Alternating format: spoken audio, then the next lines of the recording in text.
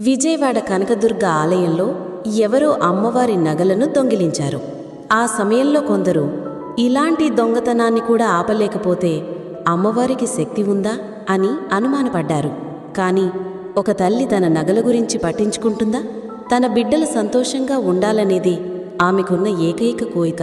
ఒక బిడ్డ ప్రేమగా నగలు సమర్పిస్తే నా బాబు ఎంతో ప్రేమతో ఇచ్చాడు అని తల్లి ఆనందిస్తుంది. ఇంకో బిడ్డ వాటిని తీసుకున్నా అతను ఆనందంగా ఉంటే చాలు అని తల్లి క్షమిస్తుంది. కాని ఇదే సమయంలో ఒక మాట మరిచిపోవద్దు. అమ్మవారు క్షమించినా కర్మ మాత్రం క్షమించదు. ఆమె మనలను వదిలిపెట్టినా మన తప్పులు మాత్రం మనల్ని వదిలిపెట్టవు. కర్మకి జాలి దయ అనేవి ఉండవు. అందుకే అమ్మ క్షమిస్తుంది అనే నమ్మకంతో తప్పులు చేస్తూ ఇతరులకు హాని చెయ్యకూడదు. ఆమె తల్లి, కాని ధర్మాన్ని కాపాడే ఆదిశక్తి కూడా.